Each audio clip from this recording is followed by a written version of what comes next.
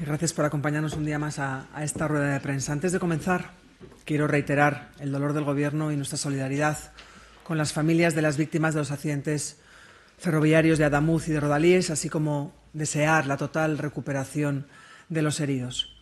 En ese sentido, hoy el Consejo de Ministros hemos aprobado importantes paquetes de medidas en materia de transportes. Como pueden ver, me acompaña el ministro del ramo, el ministro Óscar Puente, que les va a ampliar estos acuerdos a continuación.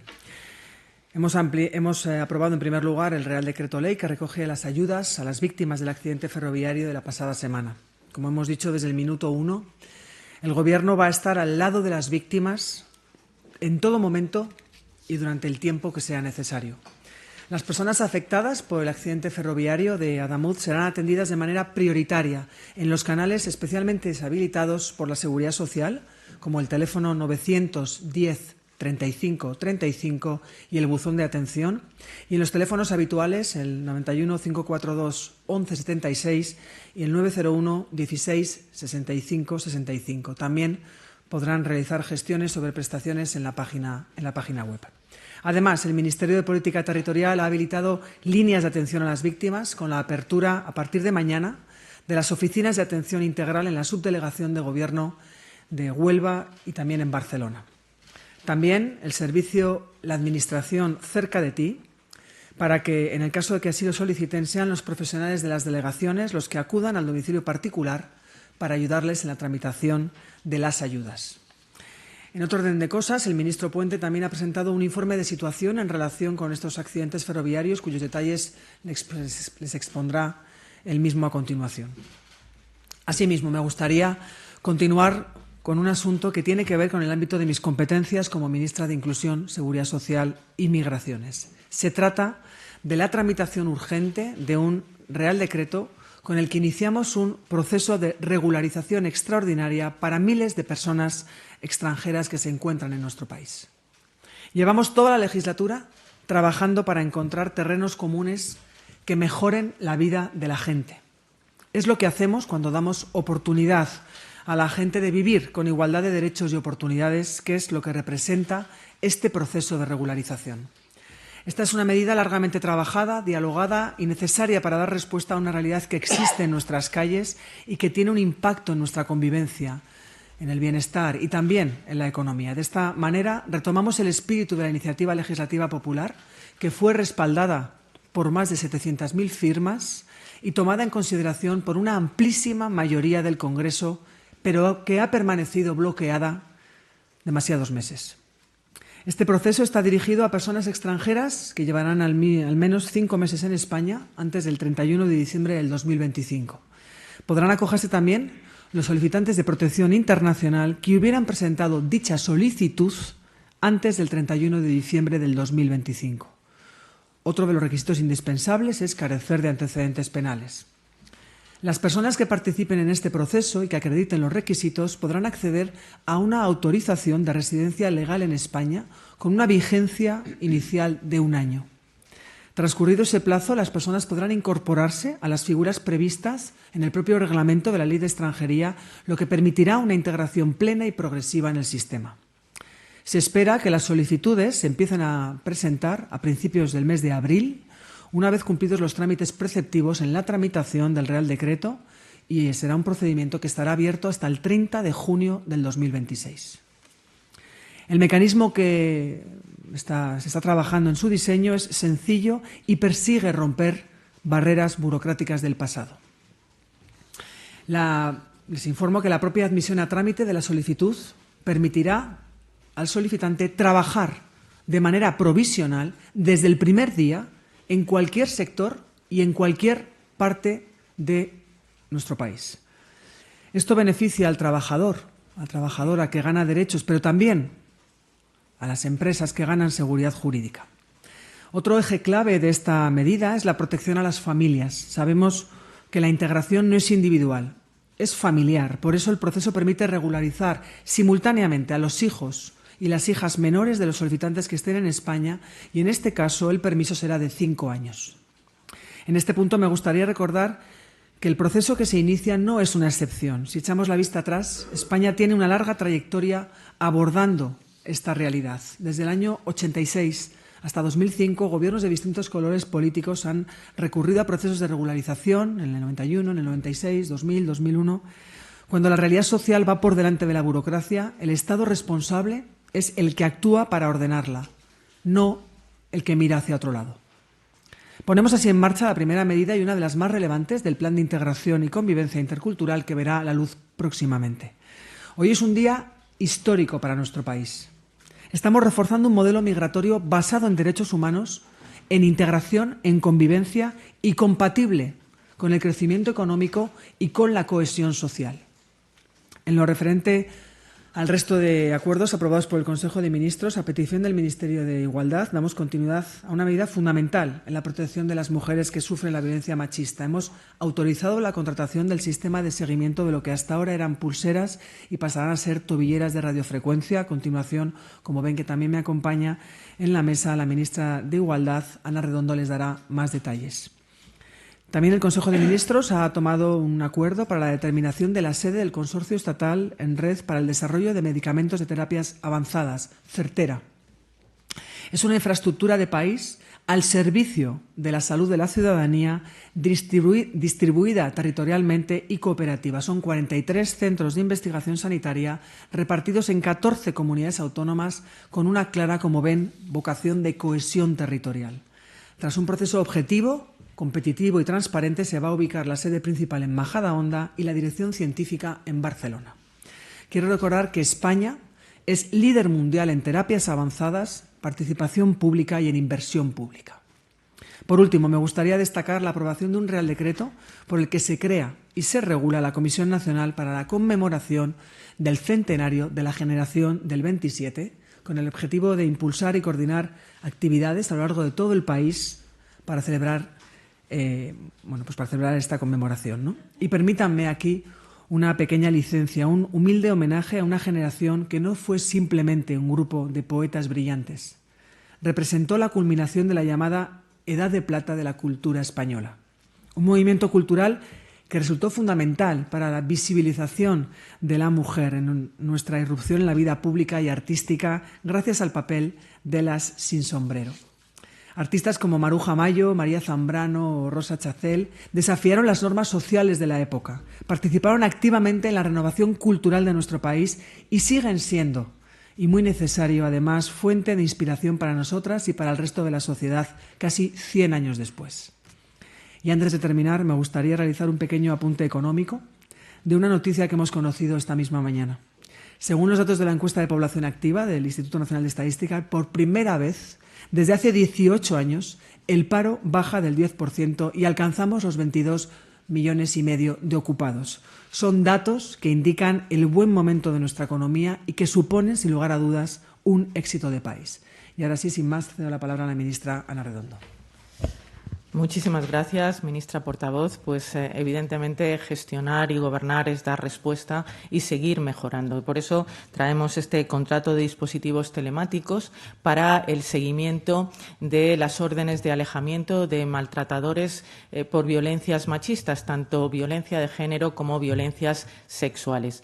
Por ponerles en contexto, por recordar el contexto, sepan que en este momento las empresas que están gestionando este servicio es una UTE de Vodafone con Securitas España. Es un contrato que se inicia en noviembre de 2023 y que concluirá en 6 de mayo de 2026.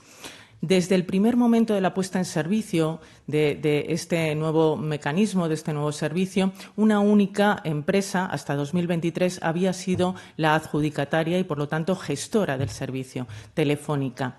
Y cuando se produce el cambio y la transición entre contratos, que supone también una transición entre plataformas, se encuentran distintas disfunciones en cuanto a la itinerancia de datos. por ponerles también en situación, son 30 millones de geolocalizaciones al día las que tiene que gestionar la plataforma. Esas disfunciones, como todos recordarán, fueron incorporadas a la memoria de la Fiscalía General del Estado de 2024, que hacía referencia a que se habían producido un número importante de sobreseimientos y de órdenes de absolución de algunos maltratadores en España. Ante esas noticias, por supuesto, todo el Ministerio se puso a trabajar y fundamentalmente hicimos tres cosas. La primera, ponernos en contacto con las víctimas, conocer exactamente lo que había ocurrido, también con las trabajadoras del servicio Cometa. En segundo lugar, desde luego pasamos a exigir explicaciones y, por lo tanto, pusimos en marcha dos informes, dos investigaciones, una investigación interna y una investigación a través de una auditoría externa.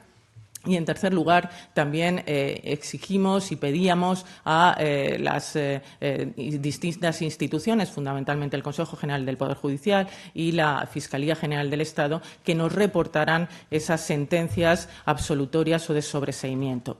Bien, a fecha de hoy seguimos esperando esas sentencias. Por lo tanto, creo que es importante tener en cuenta que han transcurrido unos meses y a fecha de hoy todavía estamos a la espera de conocer esas sentencias absolutorias o esos sobreseimientos. Con todo, fuimos conscientes de que había que mejorar el contrato y de que había que incorporar aquellas mejoras derivadas de las investigaciones que tanto internamente como externamente, de la auditoría externa, nos trasladaron. Y eso es lo que hacemos en el presente contrato, incorporar todas las mejoras que van a permitir que el servicio sea mucho más eficaz y mucho más eficiente. Es evidente que la tecnología puede fallar, pero lo que no puede fallar es la respuesta de un Gobierno responsable, y esta es la respuesta que damos. Básicamente, por hacer un recordatorio de las mejoras que se incorporan. Hay mejoras genéricas. El presente contrato es un contrato que salió a licitación por 50.100.000 euros y por 30 meses de duración. El presente contrato sale por una cuantía de 71.350.000 euros y con una posible ampliación hasta los 111 millones de euros si finalmente se ejecutan las prórrogas, porque es un contrato que sale por 3 años ampliables 1 más 1. En total podríamos llegar a 5 años, 111 millones de euros. En cuanto a las mejoras en los dispositivos, son muy importantes. En primer lugar, se incrementa el número de dispositivos en stock. Esto nos va a permitir cambiar aquellos dispositivos que tengan manipulación o que tengan cualquier tipo de disfunción en tiempo récord, un máximo de 24 horas. Por lo tanto, se incrementa ese stock para facilitar los cambios en los dispositivos. En segundo lugar, fundamentalmente se va a apostar por un dispositivo de tobillera porque, según nos indican los técnicos, es un dispositivo mucho más fiable, menos manipulable y, por lo tanto, se incorporan también todos los mecanismos antivandálicos que van a permitir que ese mecanismo sea mucho más seguro. En tercer lugar, también se incorpora una tarjeta eSIM incorporada a los móviles que portan las víctimas y también los agresores. Por lo tanto, no se va a poder extraer. Es una tarjeta incorporada e inextraíble que va a facilitar también el seguimiento en todo momento de la geolocalización. Y, por último lugar, una cuestión que nos trasladaban las víctimas con las que hemos contactado, una mejora en las baterías de más larga duración que van a permitir mayor autonomía de las víctimas. En segundo lugar, también incorporamos mejoras en la Sala Cometa. La Sala Cometa en este momento está actualizada con 151 trabajadores, pero el contrato se inició con 70 operadoras. Ahora mismo, como digo, ya hay 151 trabajadoras, fundamentalmente son mujeres, en este servicio.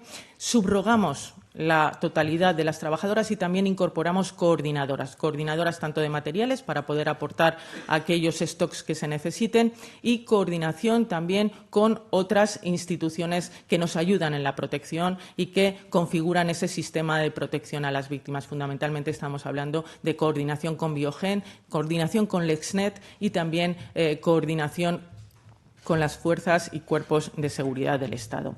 En tercer lugar, y voy concluyendo, también se incorporan importantes mejoras en torno al seguimiento del contrato. Tenemos en este momento planes de actualización y planes de seguimiento que se refuerzan con el próximo contrato. Todo ese plan de contingencia se hace más seguro, más fiable y más exigente. También se incorporan personal de ayuda y apoyo psicológico a los propios trabajadores y a las propias trabajadoras del dispositivo, del operativo Cometa. Y, por último, se exigirá a la empresa adjudicataria que incorpore al contrato y que incorpore todas aquellas mejoras que se puedan producir en la vigencia del contrato en esos 3 años más uno. Por lo tanto, esperamos que esas actualizaciones y la innovación se pueda producir tan pronto y tan ágilmente como sea posible. Creo que, en definitiva, lo que hacemos es incorporar novedades, incorporar mejoras y hacer que el servicio sea mucho más seguro para las víctimas y, en definitiva, para la sociedad española. Gracias. Gracias, ministra. Ministro. Muchas gracias. Buenos días. Comparezco hoy, una vez más, recalcando que lo hago con un profundo sentimiento de respeto, de responsabilidad y también de prudencia. Y, sobre todo, con la conciencia muy clara de que ninguna palabra, ninguna medida, ninguna decisión puede aliviar el dolor de quienes han perdido a un ser querido, y tampoco puede borrar ni las secuelas físicas ni las emocionales de quienes han resultado heridos. Aún así, es nuestra obligación comparecer, dar la cara y explicar con claridad lo que estamos haciendo y por qué lo hacemos.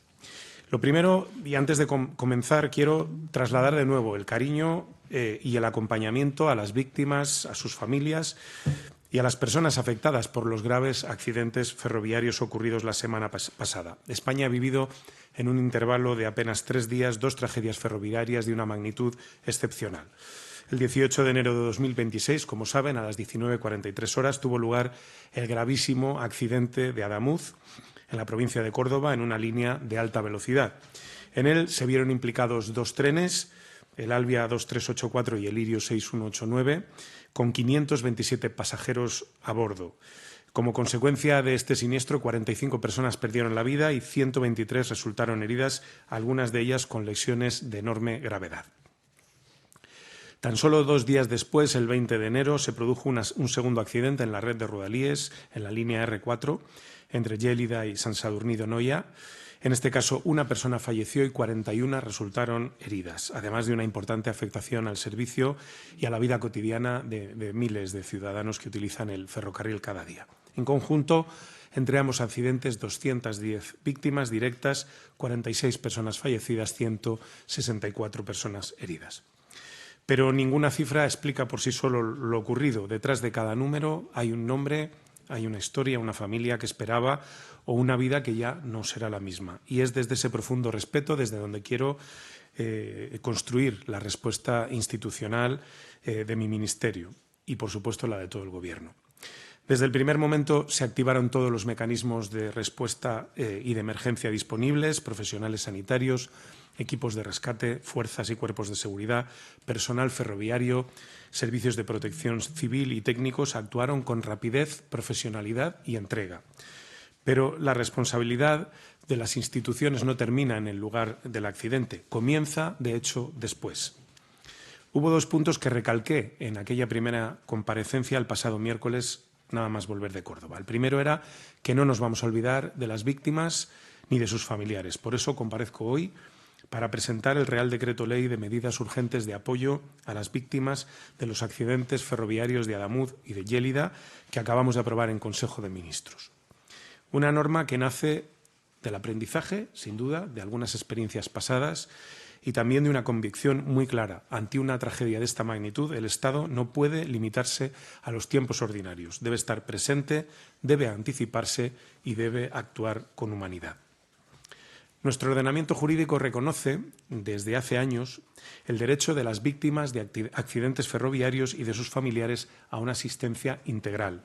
Existen planes de atención, seguros obligatorios, coberturas de responsabilidad civil y garantías establecidas tanto en la normativa nacional como en la europea.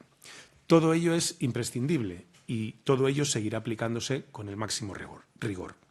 Pero también sabemos que los procedimientos ordinarios y los tiempos judiciales no siempre responden a la urgencia vital de quienes han sufrido una tragedia como esta.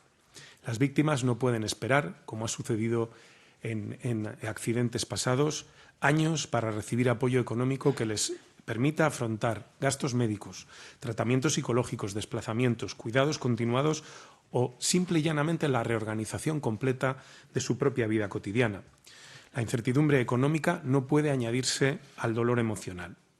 Y por eso aprobamos hoy este Real Decreto con un doble objetivo. En primer lugar, establecer ayudas inmediatas a las víctimas. En segundo lugar, adelantar parte de las indemnizaciones correspondientes al seguro de responsabilidad civil. En total, entre ayudas y adelantos, las cantidades ascienden a 20 millones de euros, 10 correspondientes a ayudas y 10 correspondientes a los anticipos. El desglose, les voy a poner el ejemplo más claro, que es el de un caso de fallecimiento. La ayuda directa asciende a algo más de 72.000 euros por persona fallecida y la misma cifra de anticipo de seguro. ¿Por qué esta cantidad? Porque es la que se establece en el baremo del seguro obligatorio. Por tanto, lo que va a hacer el Gobierno es abonar inmediatamente 72.000 euros en concepto de indemnización a fondo perdido, no, obviamente sin exenta de tributación, y otros 72.000 como anticipo a las cantidades que eventualmente y en su día percibirán las víctimas con cargo al seguro de responsabilidad civil. Añadirles que también por ley, una vez que el seguro obligatorio determine las lesiones y también las personas fallecidas, recibirán una cantidad adicional idéntica por parte del seguro obligatorio. Es decir, en un plazo que no debe superar el que la ley establece para que el seguro obligatorio asigne el baremo a cada víctima en función de su situación. Hay 14 tramos para lesionados y el de fallecidos y sus familiares. En un plazo no superior a ese, que es de 3 meses, una víctima por fallecimiento recibirá 210.000 euros, de los cuales aproximadamente 216.000, de los cuales 72.000 serán a fondo perdido, 72.000 como anticipo a cargo del seguro de responsabilidad civil y 72.000 como consecuencia del seguro obligatorio. En los supuestos de lesiones corporales, las ayudas se estructuran también con arreglo al baremo existente en función de su nivel de gravedad y varían desde los 2.400 euros en los casos de menor entidad hasta los más de 84.000 en los casos de lesiones de máxima gravedad. E igualmente, la misma cifra correspondiente a la parte del anticipo de seguro. Es decir, lo mismo que les he explicado, para los casos de defunción se realizará en este caso. El otro día tengo delante al periodista. Me preguntaba en una entrevista si íbamos a consentir que pasara lo mismo que pasó en Angrois. No, no lo vamos a consentir. Por eso aprobamos esta medida. No vamos a consentir que haya víctimas que estén 10 años esperando a recibir una indemnización y, por supuesto, hemos aprendido y por eso aprobamos esta medida. Estas cantidades se van a abonar en un único pago. Como digo, van a ser compatibles con las indemnizaciones de los seguros obligatorios y de responsabilidad civil exentas de tributación para que el importe llegue íntegramente a las personas afectadas sin cargas añadidas ni trámites innecesarios. No se trata de poner precio al dolor, quiero que quede muy claro, eso es imposible. Se trata de garantizar que ninguna víctima ni ningún familiar tenga que afrontar, además de una tragedia personal, una situación angustiosa, económica o de desamparo institucional. Aprobamos este Real Decreto Ley porque concurren circunstancias de extraordinaria y urgente necesidad, tal y como lo permite nuestra Constitución. Pero más allá del fundamento jurídico hay una razón esencial, la necesidad de responder como Estado. La rapidez es la respuesta institucional, no solo es una cuestión administrativa, es una forma de cuidar. Es una forma de acompañar, es una forma de decir con hechos y no solo con palabras que las víctimas y las familias no están solas y que las instituciones estamos a su lado. Sabemos que ninguna ayuda económica va a reparar lo irreparable, pero también sabemos que no actuar o hacerlo tarde añade injusticia al dolor y eso es algo que no podemos permitirnos como sociedad. Este Real Decreto es, en definitiva, un compromiso con las 46 personas fallecidas, con los 164 heridos, con sus familias y con el conjunto de la ciudadanía. Un compromiso de acompañamiento y de respeto. Quiero decirles también que en paralelo vamos a iniciar las modificaciones normativas necesarias para articular un mecanismo estructural de intervención pública mediante el cual el Estado pueda acordar asumir, atendiendo a diversos factores y con carácter anticipado, el abono de un porcentaje de las indemnizaciones correspondientes a los daños personales derivados de los accidentes de transporte colectivo, sin perjuicio de la posterior determinación de la responsabilidad civil de las personas físicas o jurídicas responsables del accidente. Es decir, hablamos de un mecanismo que garantice plena atención en este tipo de siniestros, centrado, eso sí, en el transporte colectivo. Siniestros que hayan tenido lugar en el transporte colectivo. Y desde el respeto del que hablo, quiero volver a incidir en algo que recalqué también en la comparecencia del pasado miércoles. Dije que comparecería y daría las explicaciones necesarias las veces que hiciera falta, que no me iba a esconder, y aquí estoy de nuevo, porque pienso realmente que la transparencia y el esclarecimiento de los hechos es respeto a las víctimas y a sus familiares, y pueden seguir contando conmigo para ello. Así que vamos a seguir trabajando para esclarecer lo ocurrido, para reforzar la seguridad ferroviaria en la medida que sea posible y para garantizar que las víctimas reciben toda la atención que merecen. Así que a partir de aquí y de nuevo a su disposición para las preguntas que quieran realizar. Gracias. Muchas gracias, ministro. Gracias. Os vamos a pedir, maestro de María, sabéis que hay votaciones que arrancan en breve en el Congreso, que el Parlamento se ha dado cuenta de que hay uno, por tanto, pide cierta comprensión, agilidad y rapidez en las preguntas. Seguro que quedará también las respuestas. Vamos esta vez a ello y arrancamos. José, ¿me parece bien? Gracias.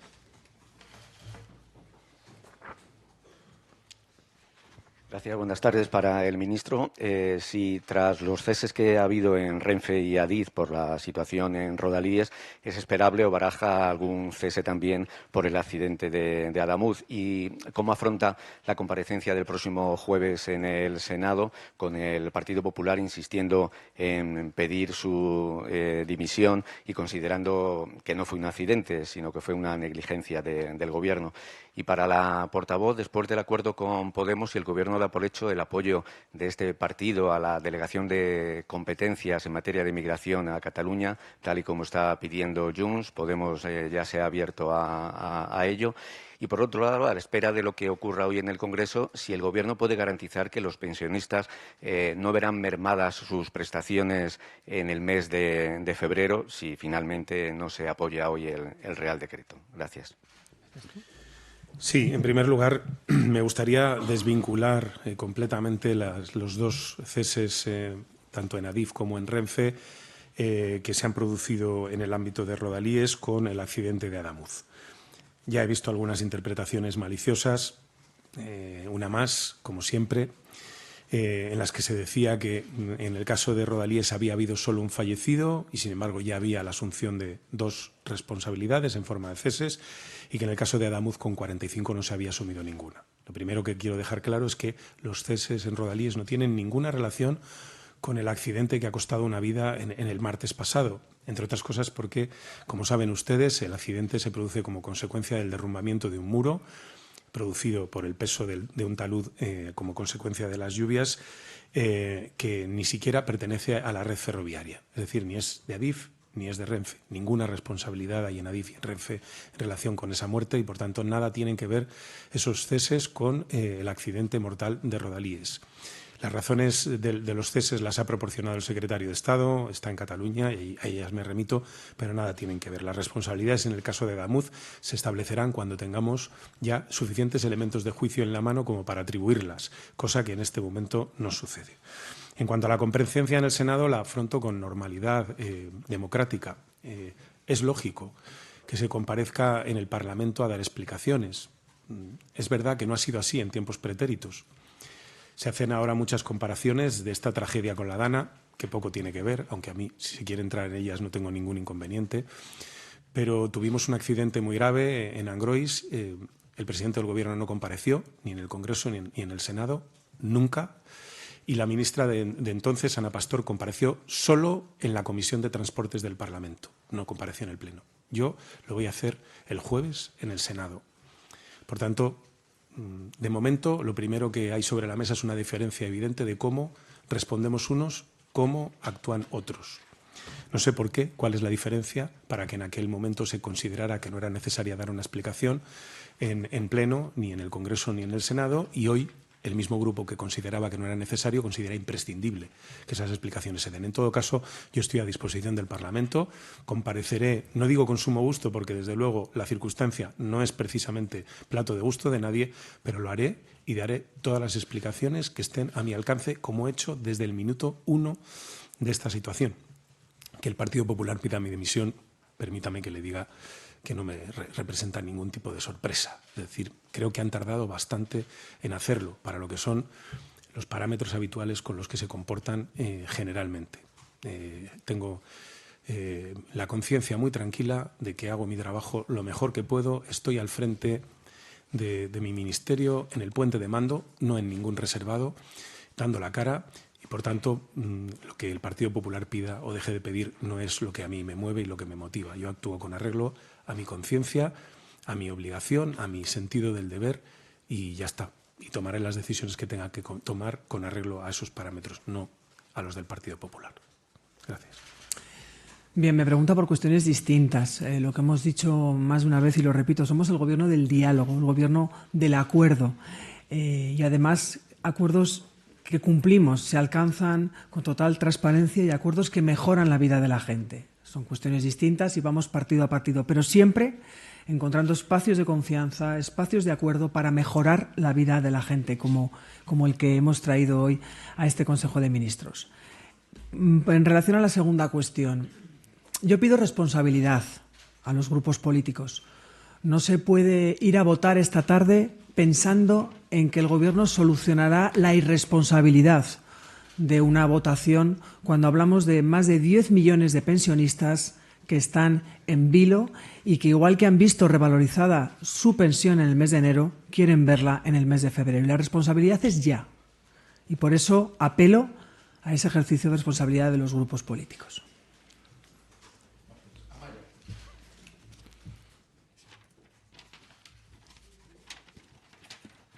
Hola, buenas tardes. Yo quería preguntar porque la suspensión del funeral de Estado en Huelva, al final las víctimas un poco han enmendado la plana al Gobierno en el sentido que han dicho que no era porque no podían acudir o porque todavía no estaban preparadas. Algunas víctimas han dicho que son por otros motivos, no quieren estar con el Gobierno.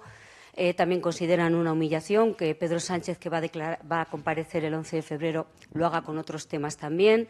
Al final, este jueves, los Reyes van a ir a un funeral, pero católico, en Huelva. Creo que va a acudir María Jesús Montero. No sé si va a acudir algún otro miembro del Gobierno, si temen que vaya a haber tensión, como ocurrió en el funeral de Valencia. Y al ministro Puente le quería preguntar por la investigación, porque la CIAF ha dicho que ellos sí que han mostrado sorpresa al presidente diciendo que ellos creían que esa remodelación era integral, que se han llevado una sorpresa, pide explicaciones también. Y, bueno, que no habría un problema en juntar dos carriles de épocas distintas si se hizo bien. La duda es si se hizo bien. Y hay otra pregunta que quería hacerle. En Galicia ayer, en Monforte de Lemos, al parecer cayó una roca que impactó en un tren. Parece que no ha habido heridos, pero sí que hay sensación de inseguridad y miedo en los pasajeros. Queríamos saber si tienen más datos al respecto. Muchas gracias. ¿Empiezo yo? Respecto de esto último, de la sensación de inseguridad, en fin, yo creo que todos contribuimos a que se produzca si accidentes que son habituales y más en las situaciones meteorológicas que estamos observando, automáticamente los elevamos a la máxima categoría. Ayer hubo un impacto de una roca con la parte delantera de un Albia que procedía de Barcelona, dirección, no sé si Coruña.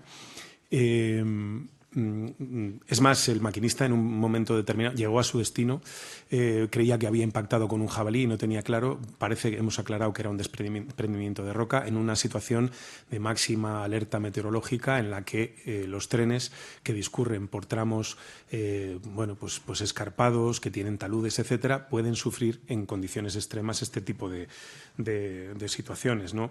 Por ponerles un ejemplo, ¿no? En el caso de Rodalies, las mediciones del líquido que ha caído, del agua que ha caído en Cataluña en estos años, según Meteocat, hay que remontarse 76 años atrás para encontrar un nivel de pluviosidad semejante.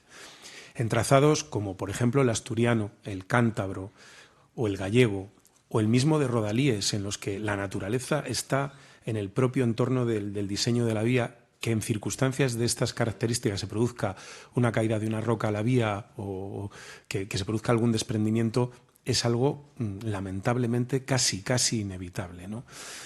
Pero no significa que haya inseguridad. De hecho, como digo, el incidente se saldó simple y llanamente con daños en la parte delantera del tren, ¿no?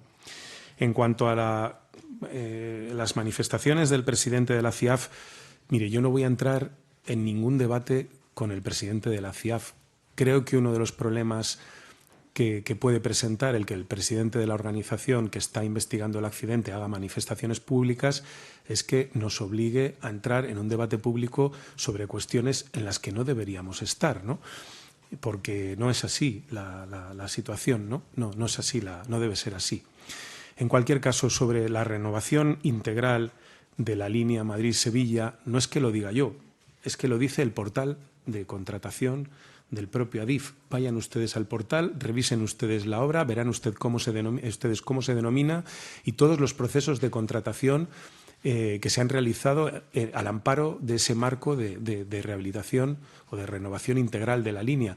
Manifestar sorpresa desde un entorno ferroviario altamente cualificado sobre cuál ha sido el contenido, el alcance de la renovación, a mí sí que me produce sorpresa, porque esa información está disponible públicamente y más para los expertos ferroviarios. Es decir, saber lo que se ha hecho en esa línea, basta con entrar en el portal de contratación de Adif y verán en qué ha consistido. Ha habido, creo, si no me fallan los datos, 88 procesos de contratación dentro del proyecto de renovación integral de la línea Madrid-Sevilla, que se llama así, no lo digo yo, lo dicen los expertos ferroviarios, porque se renueva la línea de extremo a extremo. ¿Quiere decir que se sustituyen en esa renovación todos los elementos integrantes de la vía? No. Del mismo modo que cuando uno afronta una renovación integral de su casa, pues a veces no tira los muros, no tira las columnas o incluso conserva las ventanas. Depende del estado en el que se encuentren. Y eso es lo que se hace en la renovación integral de la línea Madrid-Sevilla. Se preserva lo que se considera que no se debe sustituir y se sustituye en todos los puntos de la línea aquellos elementos que deben ser objeto de sustitución. Los más críticos, sin duda, los cambios, pero también se ha actuado en plataforma, drenajes, se ha actuado en catenaria, se ha actuado en sistemas de seguridad. Es decir, se ha renovado todo aquello que los técnicos han considerado que debía ser renovado. Y añado un elemento. La no renovación de una parte de los tramos de vía, en concreto en el punto del accidente, es intrascendente desde el punto de vista que ahora nos preocupa, que es el de la seguridad.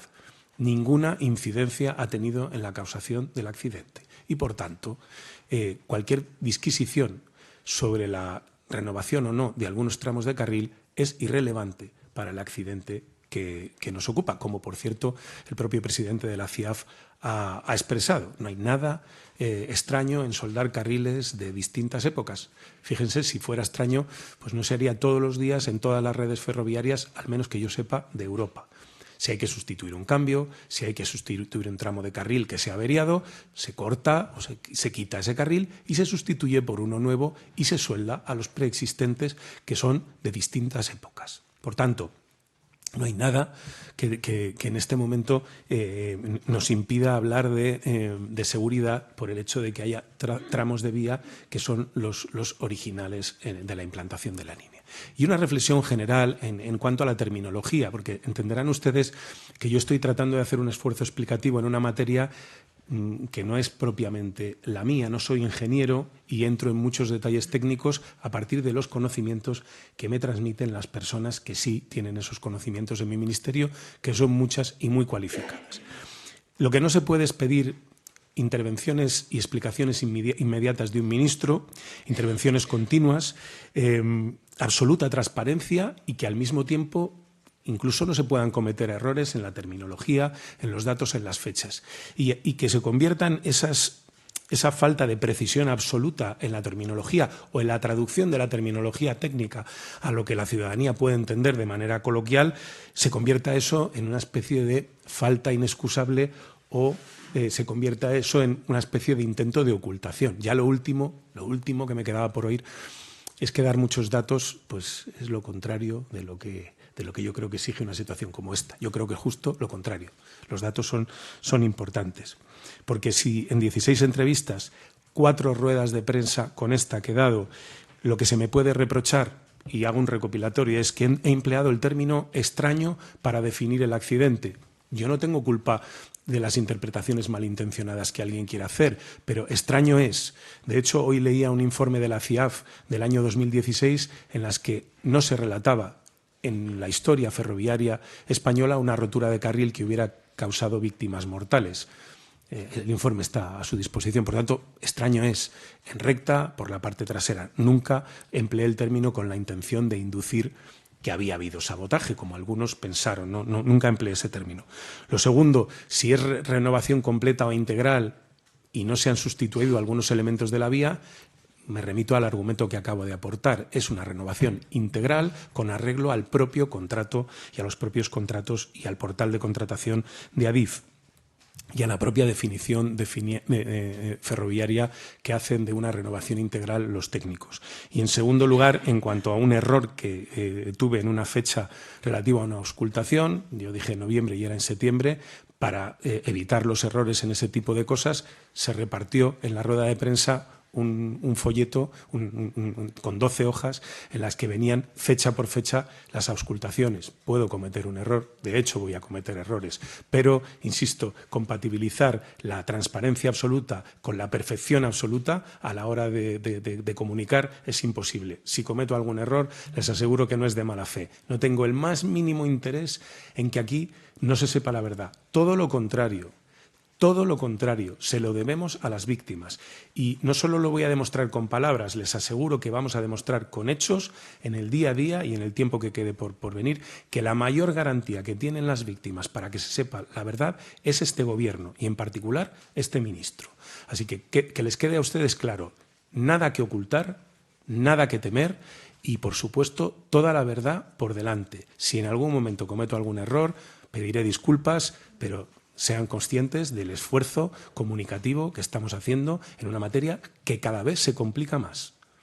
Ayer la soldadura, que si era de una dureza, que si era de otra. Se cogen los pliegos, se hace una interpretación sin contrastar, se publica y después hay que hacer un desmentido a partir de datos que no se han querido contrastar. Ese es nuestro trabajo. Vamos a estar en todo momento ofreciendo explicaciones para que, insisto, quien más nos importa, que son las víctimas, tengan la garantía que la búsqueda de la verdad es el único objetivo que tenemos en este momento. Por ellos y por los que van a subirse al tren mañana, pasado, al día siguiente, por intentar reducir ese factor riesgo todavía más de lo que ya está, que está muy reducido. Tenemos un sistema ferroviario tremendamente seguro, de los más seguros de Europa, y vamos a intentar mejorarlo, aprendiendo también de lo que ha pasado en este caso, ¿no? Bueno, continuando con lo que estaba exponiendo el ministro Puente, el Gobierno tiene un máximo respeto por el dolor de las víctimas, respeta profundamente su voluntad, porque este Gobierno va a estar siempre al lado de las víctimas. Y en ese sentido, bueno, pues nos pusimos en contacto con las familias de las víctimas a través de la subdelegación del Gobierno y se constató que una parte de los familiares preferían pues poner la fecha del homenaje de Estado, otras no podían acudir y, bueno, pues en consecuencia y tras esa constatación se acordó con la Junta de Andalucía el posponer ese homenaje de Estado. Por supuesto, el Gobierno, va a estar representado al máximo nivel en el funeral de Huelva. Será la vicepresidenta primera del Gobierno quien acompañará a sus majestades los reyes, además de otros miembros del Ejecutivo, y cuando sepamos quiénes van a ser, pues así se lo comunicaremos. Y la tercera pregunta, en relación a la comparecencia del presidente, esa comparecencia tendrá un eje central en relación al accidente de Adamuz, pero por supuesto sin dejar de lado otras cuestiones también que son objeto de la comparecencia.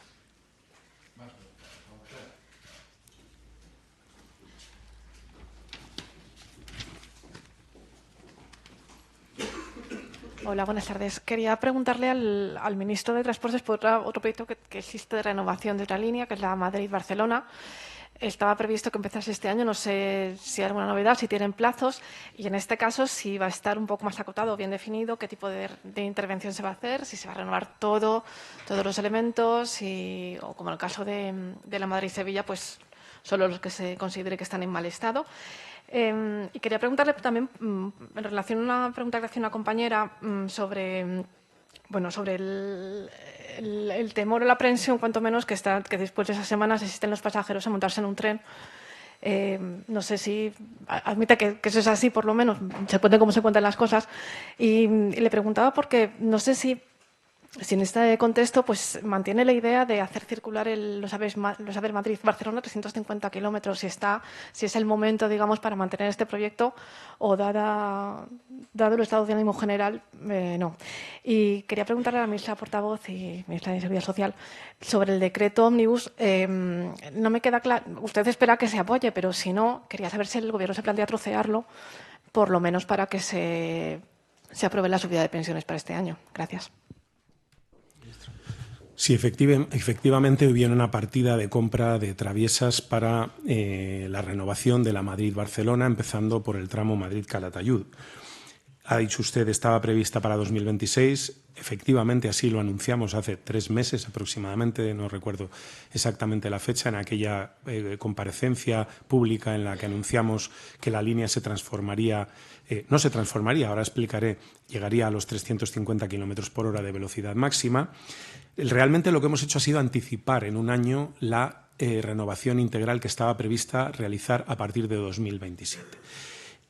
Para que vean que hace 3 meses ya tomamos esta decisión y lo hicimos anticipándonos precisamente a eso que ahora se pone tan en boga, que es los avisos de los maquinistas. Los maquinistas, sobre todo en esa zona, en la Madrid-Calatayud, nos avisan de problemas que tienen la mayor parte que ver con el confort. No queremos esperar a que la vía se pueda deteriorar más y hemos tomado la decisión de anticipar su renovación integral al año 2026. Vamos a empezarla este mismo año y vamos a empezarla por el tramo que peor está en este momento. Desde Calatayud a Barcelona y a Girona tenemos muchos menos problemas, tenemos la línea en aparente mejor estado y, por tanto, vamos a empezar por la parte, digamos, más débil de la infraestructura, que es en este momento Madrid-Calatayud. Respecto al miedo, entiendo el miedo, lo entiendo. El miedo es humano y a veces responde a premisas razonables y racionales y otras veces, bueno, pues son más subjetivas o más viscerales. Entiendo que, pues al igual que en la aviación se produce un accidente de avión, pues inmediatamente a todo el mundo nos da un poco más de miedo volar. Por tanto, es humano y es comprensible. Yo no lo reprocho. No seré yo quien diga que se está poniendo en juicio o en riesgo por hablar abiertamente del miedo la seguridad de nuestra red ferroviaria. Es humana y la entiendo. Lo que quiero es trasladar un mensaje de calma, de tranquilidad. Nuestro sistema es un buen sistema, es un sistema seguro, con muchos controles. Eso no significa que sea inexpugnable, ninguno lo es. Hay factores de todo tipo, fíjese, tan imprevisibles como yo creo que ha sido que pueden presentarse, pero esto es algo verdaderamente excepcional. Por tanto, yo creo que esto con el tiempo se irá venciendo. Entiendo este momento inicial, pero creo que esto se irá venciendo. En relación con la velocidad, la Madrid-Barcelona es una línea diseñada para 350 km por hora. Se diseñó así, se concibió así. Es verdad que no se circula a esa velocidad porque en las pruebas de vía se detectó que con las traviesas que en este momento hay en la vía y que son las que hay en todas partes, las traviesas convencionales, las piedras a partir de 310 kilómetros hora las aspiraba el tren y eso podía producir daños en el tren y se descartó ir a más de 310 por hora. A veces se va a esa velocidad, a menos velocidad, pero cerca de esos 310 en la línea Madrid-Barcelona. ¿Qué es lo que hacemos ahora? Lo que hacemos ahora es, aprovechando la renovación y que la línea está diseñada para 350, sustituir ese elemento que en este momento impide que en la línea se transite a la velocidad máxima y con ello permitirlo. Es una decisión estructural que tiene incluso su raíz en el momento en el que se diseñó la línea y que nada tiene que ver ni tenemos que ponerla en relación con un accidente que, por otro lado, nada ha tenido que ver con la velocidad. Los trenes iban a 200, lo quiero recordar. Es decir, aquí no ha habido un problema con la velocidad. Y quiero esto también relacionarlo con la necesidad de que el transporte sostenible se vaya abriendo camino. Hablamos de la reducción de los vuelos interiores, de los vuelos de corto radio. Bueno, para que los vuelos de corto radio se reduzcan hay que ofrecer alternativas competitivas. Y la alternativa más competitiva con los vuelos de corto radio es el tren. Y está demostrado, en el momento en el que somos capaces, en tramos en distancias de en torno a 500 o más kilómetros, acercarnos o rebajar las 3 horas de trayecto, ponemos al tren en condiciones de competir con el avión. Y así nos lo dicen los datos, las cifras. En Galicia, en este momento, en el corredor gallego, el hecho de haber colocado Santiago de Compostela en el entorno de las 3 horas en relación con Madrid ha producido un trasvase inmediato de usuarios del avión al tren.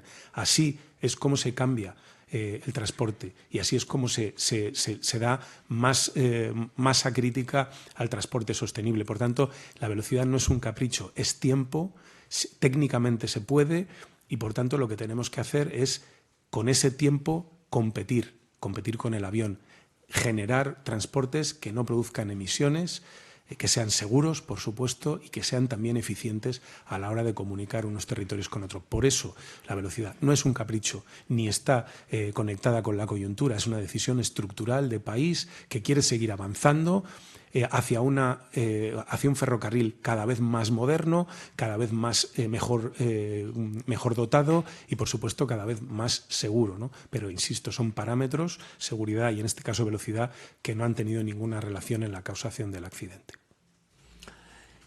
No nos adelantemos a que pase el día, vamos a ver que tenga lugar esa votación. Hablaba antes a su compañero, pedía responsabilidad, la responsabilidad es ahora, pero agradezco su pregunta para aprovechar y que la ciudadanía sepa qué es lo que se está poniendo encima de la mesa y qué es lo que se está sometiendo a votación. Hablamos, por supuesto, de revalorizar pensiones un 2,7, que es lo que ha subido la cesta de la compra, en lo que tiene que ver con las pensiones de jubilación, pero hasta más de un 11% las pensiones de los más vulnerables, pensiones de viudedad, de orfandad, ingreso mínimo vital, también graves incapacidades. Y además de eso, estamos hablando de un escudo social, jubilación anticipada de bomberos forestales y agentes forestales que nos protegieron en los incendios el pasado verano, un escudo social en el bono eléctrico, prorrogar ayudas de la DANA, más médicos de atención primaria. Estamos hablando de eso. Estamos hablando de eso. Así es que, insisto, vamos a dejar que tenga lugar la votación y pido responsabilidad a los grupos políticos.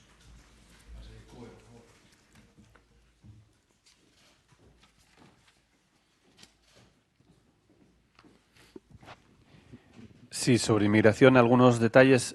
¿Cuándo va a estar el documento? Porque ha dado usted algunos detalles, pero no tenemos un papel. Entiendo que el Consejo de Ministros no ha estudiado el documento. ¿Cuándo va a estar? ¿Cuándo va a ser público? Y si son efectivamente 500.000 personas, como nos decía ayer Podemos, podrían llegar a ser 500.000 personas.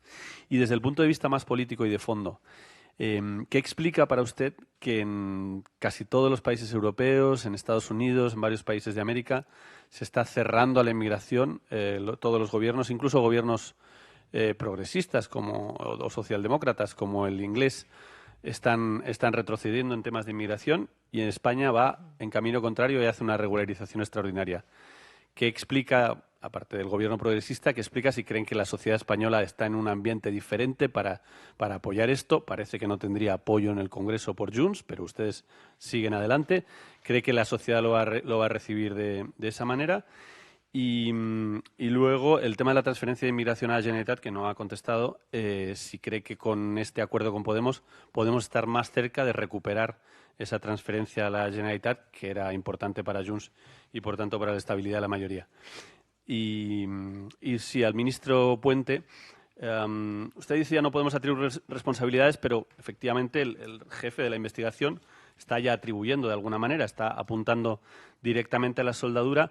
¿Usted está en condiciones, se lo pregunto al revés, está en condiciones de garantizar que la obra no fue la culpable del accidente, la responsable? Y si fuera así, si se conformara lo que dice el que está investigando, que es que todo pinta que es la soldadura, qué responsabilidades cree que habría que tomar, si estamos hablando de los máximos responsables de Adif o a qué está apuntando. Muchas gracias.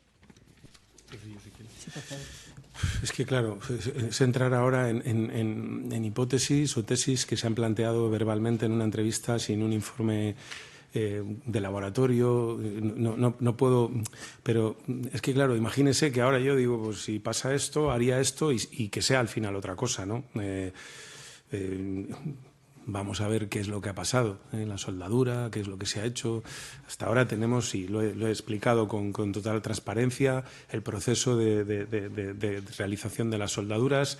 Tiene un libro de 300 páginas, las soldaduras de ese tramo. Todas se han comprobado una a una con ultrasonidos el día de su realización, con líquidos. Después se ha hecho una prueba de ultrasonidos aleatoria a los 6 días sobre el 30% del total de las soldaduras, siguiendo los procedimientos. Es que me estoy pronunciando en el aire, no sé. Entonces, cuando llegue ese momento, pues veremos a ver qué ha pasado, si es que ha habido algún error que se ha cometido, si no se ha sabido detectar. Es que, como digo, ahora mismo es especular, ¿no? Vamos a ver si contesto todas las preguntas que le agradezco, Carlos. Bueno, esto no es una cuestión que tenga que votarse en el Congreso de los Diputados. Lo que hemos empezado hoy es el pistoletazo de salida al trámite de urgencia, pero esto tiene este Real Decreto que modifica el reglamento de la Ley de Extranjería, tiene una tramitación. Lo que estimamos es que para los primeros días de abril pueda abrirse de facto ya el procedimiento, las solicitudes se puedan presentar y ese plazo va a estar abierto hasta el 30 de junio. Lo que está haciendo este país hoy tiene 3 legitimaciones. En primer lugar, tiene una legitimación política. Quiero recordar que la ILP, la Iniciativa Legislativa Popular, que recogía a 700.000 firmas, fue votada por una amplísima mayoría. Solamente Vox votó en contra de la toma en consideración de la ILP en abril del 2024. También tiene una legitimación social. No hay más que ver, bueno, pues diferentes, primero los impulsores, ¿no?, de esa iniciativa, pero también las voces que se han escuchado no solamente en estas horas, sino también en estos pasados meses, desde los agentes sociales, los agentes económicos, y tiene una legitimación, también le decía, económico-social, ¿no?, precisamente por eso, por los diferentes postulados de sindicatos y de patronal. En ese sentido, lo que estamos haciendo es, pues no mirar para otro lado, dignificar y reconocer a las personas que ya están en nuestro país y dar respuesta a una realidad con una coherencia que es la que tiene el Gobierno de España en su política migratoria, que pone en el centro los derechos humanos y que trabaja por una migración regular, ordenada y segura, y que pretende ser, contestando a su pregunta de por qué otros no, pretende ser, y de hecho es, faro que guía a muchos países, que preguntan, porque hoy que hemos conocido esos magníficos datos de la EPA y de la reducción del desempleo, no son pocas las voces internacionales que precisamente justifican y explican el buen desempeño de la economía española por esa gestión de la política migratoria, que pone en el centro los derechos humanos y el aporte de las personas extranjeras en nuestro país, que ya representa más de un 14% del total de afiliados. Así que no solamente pretendemos seguir siendo faro, sino que quiero pensar que vamos a ser semilla y germen para luchar contra el avance de esa ola ultraderechista que intenta abrirse paso y contra la que vamos a poner todo lo que está en nuestras manos para frenarla, con coherencia, con valores y con lo que ha sido siempre nuestro país, un país que tiene memoria, un país que ha sido inmigrante y que hoy es un país de oportunidades. Así es que, con todas las legitimaciones, yo creo que hoy es un gran día para nuestro país. Perdón, sí, las estimaciones, sabe que son estimaciones, pero las estimaciones son en torno a 500.000 personas.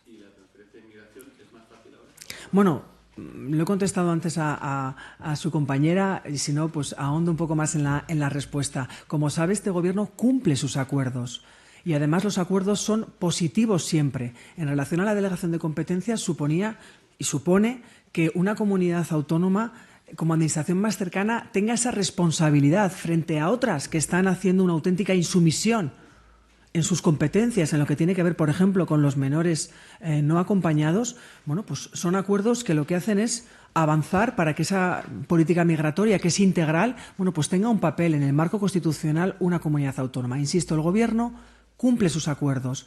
Son acuerdos que mejoran la vida de la gente y evidentemente estamos todos los días generando espacios de confianza y de diálogo para que pues las diferentes fuerzas políticas alcancen acuerdos. Esa es la manera de proceder de este Gobierno y esa va a seguir siendo. Son cuestiones distintas y cuando se alcanzan los acuerdos se cuentan con total transparencia, como estoy haciendo hoy en relación a ese proceso de regularización extraordinaria.